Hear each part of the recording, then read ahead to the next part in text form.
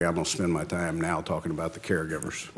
I didn't intend to do this, and there won't be questions. I'd like to tell you a story this morning.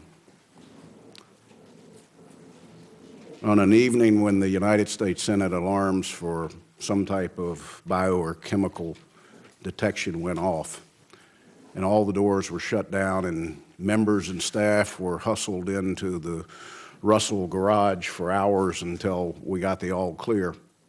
That night I had an opportunity to meet a young man. He could hardly function.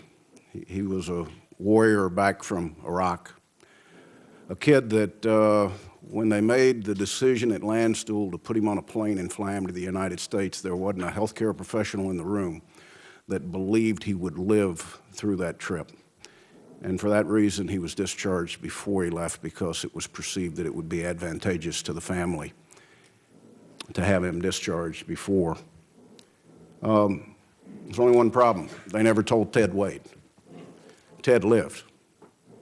Ted got back, and because of an unbelievable spouse and family support, Ted continues to make progress every day. He will never get back to the kid he was.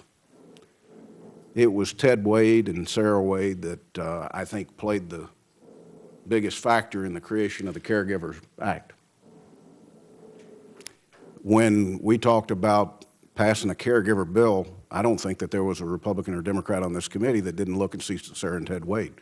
Sarah was tireless in her contributions to crafting the legislation to get it right, so that at the end of the day, we could look at the product we had produced and be proud, not just today, but for the future, that this was going to affect families in ways that provided them the opportunity to invest in their family members who had committed so much.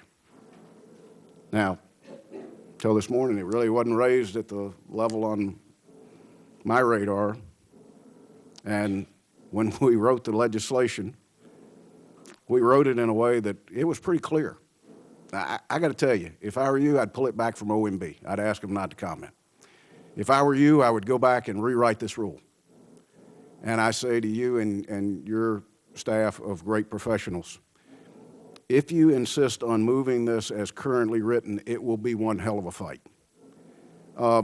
Because the way I read this, unless somebody otherwise is institutionalized, a caregiver gets no benefits.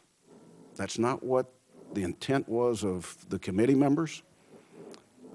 If there's something that we're missing from a standpoint of the ability to administer or the funding needed, then it's a conversation we need to have, and I'm ready to have it.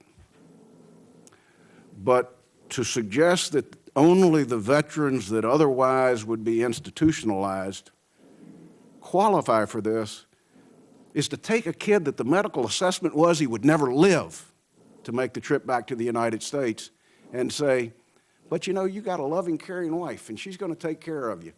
And she's changed her entire life to be able to be there to take care of you. But because she does that, and you continue to improve, your only other option wouldn't be institutionalized. We were trying to make sure that wasn't the only option that was left for kids, was institutionalize them. And now, all of a sudden, it's become the threshold for participation in the program. Let me suggest that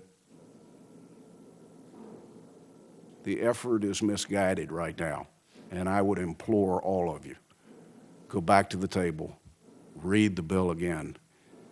What's not clear, let us give you what our intent was, and we will help you move from where we are today to where we need to be for these veterans in the future. I thank you for your commitment. Thank you, Madam Chairman. Thank you very much, Senator Burr, and I look forward to working with you on that. Senator Rockefeller.